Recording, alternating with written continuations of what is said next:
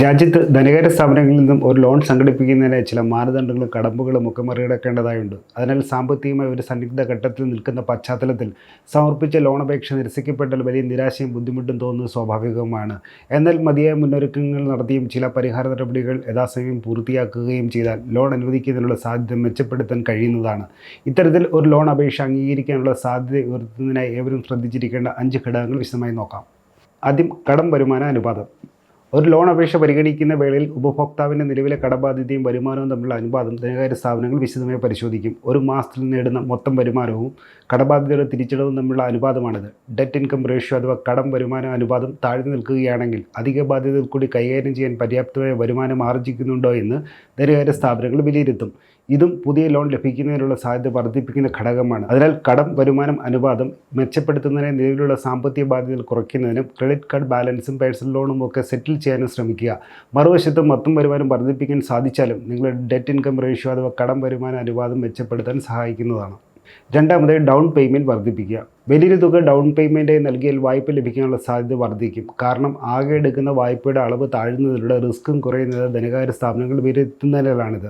ഉദാഹരണത്തിന് കാറോ വീടോ വാങ്ങുന്നതിന് വായ്പ എടുക്കുന്ന വേളയിൽ അതിന് മൊത്തം വിലയുടെ 30% തുകയെങ്കിലും ഡൗൺ പേയ്മെൻറ്റ് ചെയ്യുന്നതിനെ കണ്ടെത്തുന്നത് ഉചിതമായിരിക്കും. വലിയ തുക ഡൗൺ പേയ്മെൻറ്റ് നടത്തിയാൽ മികച്ച വായ്പാ വ്യവസ്ഥ ലഭിക്കുന്നതിനും തിരിച്ചടവിനുള്ള പലിശ താഴുന്നതിനും അതുവഴി EMI തുക കുറയുന്നതിനും സഹായകരമാകുകയും ചെയ്യുന്നു. മൂന്നാമതായി, മികച്ച തൊഴിൽ ചരിത്രം. ഉപയോക്താവിന് മികച്ച തൊഴിൽ ചരിത്രം ഉണ്ടെങ്കിൽ ധനകാര്യ സ്ഥാപനങ്ങൾ വായ്പാ അപേക്ഷകൾ വേഗത്തിൽ പരിഗണിക്കുന്നതായിരിക്കും. കാരണം മുടങ്ങാതെയുള്ള വരുമാനം ഉണ്ടെങ്കിൽ വായ്പ കുടിശ്ശികയായുള്ള സാധ്യതയും കുറവായിരിക്കുമെന്ന് ധനകാര്യ സ്ഥാപനങ്ങൾ വിലയിരുത്തുന്നു. സ്വന്തം നിലയിൽ വരുമാനം കണ്ടെത്തുന്നവരെയും അടിക്കടി ജോലി മാറുന്നവരെയും ഒക്കെ റിസ്ക് കൂടിയ കസ്റ്റമറിൻ്റെ വിഭാഗത്തിലായിരിക്കും ധനകാര്യ സ്ഥാപനങ്ങൾ പൊതുവെ കണക്കാക്കുക.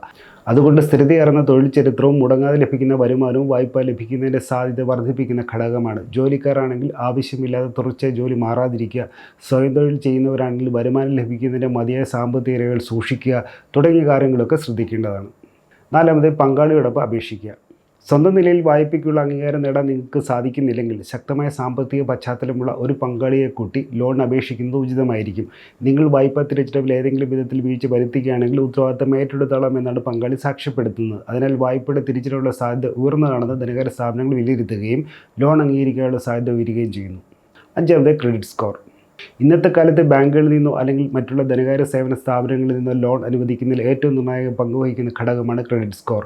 ഒരു വ്യക്തി മുൻകാലങ്ങളിൽ എടുത്ത വായ്പകളുടെയും അത് എങ്ങനെ തിരിച്ചടച്ചു എന്നതിൻ്റെയും ഒക്കെ ചരിത്രം പ്രതിഫലിപ്പിക്കുന്ന 3 അക്ക നമ്പറാണിത്. പൊതുവിൽ 300 മുതൽ 900 വരെയുള്ള പോയിന്റുകളായാണ് ക്രെഡിറ്റ് സ്കോർ രേഖപ്പെടുത്തുക. ഇതിലൂടെ ഉപഭോക്താവിന് ക്രെഡിറ്റ് ഹിസ്റ്ററിയും പണം തിരിച്ചടച്ച രീതിയും ഒക്കെ വേഗത്തിൽ മനസ്സിലാക്കാൻ കഴിയുന്നു. അതായത് ഉപഭോക്താവിന് ലോൺ നൽകുന്നതിൽ മറഞ്ഞിരിക്കുന്ന റിസ്ക് എത്രയുണ്ടെന്ന് ധനകാര്യ സ്ഥാപനത്തിന് എളുപ്പത്തിൽ വിലയിരുത്താമെന്ന് സാരം.